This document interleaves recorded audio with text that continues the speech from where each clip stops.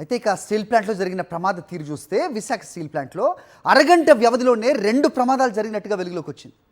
Steel melt shop 1లో ప్రమాదానికి ముందే SMS 2లో కూడా దుర్ఘటన జరిగింది. సోమవారం 3:57 లాడీలు పేలి 60 టన్నుల ఉక్కు ద్రవం ఒలికిపోయింది. ఈ ప్రమాదం నుంచి 16 మంది ఉద్యోగులు తప్పించుకున్నారు కూడా.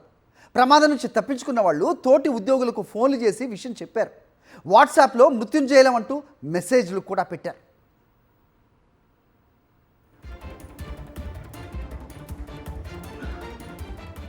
అదే SMS 2లో ప్రమాదం జరిగినా స్టీల్ ప్లాంట్ అధికారులు పట్టించుకోలేదు. అధికారుల నిర్లక్ష్యం కారణంగా కాసేపటికే స్టీల్ మెల్ట్ షాప్ 1లో భారీ పేలుడు సంభవించింది.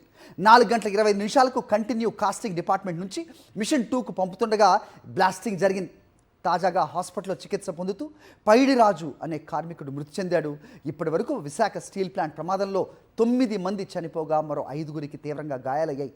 7 Hills కిమ్స్ హాస్పిటల్లో బాధితులు చికిత్స పొందుతున్నారు.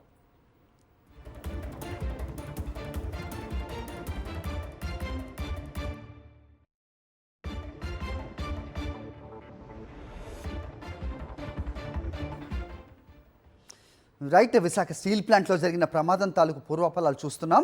విశాఖ స్టీల్ ప్లాంట్లో అరగంట వ్యవధిలోనే 2 ప్రమాదాలు జరిగినట్టుగా వెలుగులోకి వచ్చింది. స్టీల్ మెల్ట్ షాప్ 1లో ప్రమాదానికి ముందే SMS 2లో కూడా దుర్ఘటన జరిగింది. సోమవారం 3:57 లాడీలు పేలి 60 టన్నుల ఉక్కు ద్రవం ఒలికిపోయింది. ఈ ప్రమాదం నుంచి 16 మంది ఉద్యోగులు తప్పించుకున్నారు. ప్రమాదం నుంచి తప్పించుకున్న వాళ్ళు తోటి ఉద్యోగులకు ఫోన్లు చేసి విషయం కూడా చెప్పారు. వాట్సాప్లో మృత్యుంజయలం అంటూ మెసేజ్లు కూడా పెట్టారు. SMS 2లో ప్రమాదం జరిగినా స్టీల్ ప్లాంట్ అధికారులు పట్టించుకోలేదు. అధికారుల నిర్లక్ష్యం కారణంగా కాసేపటికే స్టీల్ మెల్ట్ షాప్ 1లో భారీ పేలుడు సంభవించింది. 4:25 కంటిన్యూ కాస్టింగ్ డిపార్ట్మెంట్ నుంచి మిషన్ 2కు పంపుతుండగా బ్లాస్ట్ జరిగింది. తాజాగా హాస్పిటల్లో చికిత్స పొందుతూ పైడిరాజు అనే కార్మికుడు చనిపోయాడు. ఇప్పటి వరకు విశాఖ స్టీల్ ప్లాంట్ ప్రమాదంలో చనిపోయిన వారి సంఖ్య 9కి చేరింది. మరో 5గురికి తీవ్రంగా గాయాలయ్యాయి. వాళ్ళకి 7 Hills కిమ్స్ హాస్పిటల్లో చికిత్స అందిస్తున్నారు.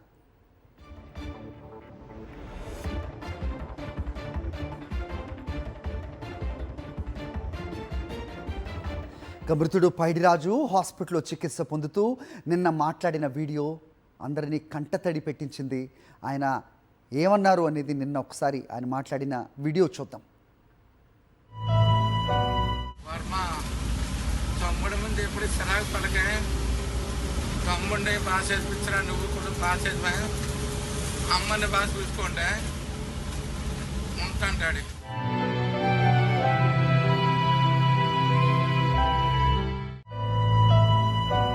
వర్మ తమ్ముడి ముందు ఎప్పుడు చిరాకు పడకే, తమ్ముడిని బాగా చేసిపించరా, నువ్వు కూడా బాగా చేసిపా, అమ్మని బాగా చూసుకోండి ఉంటాంటాడు.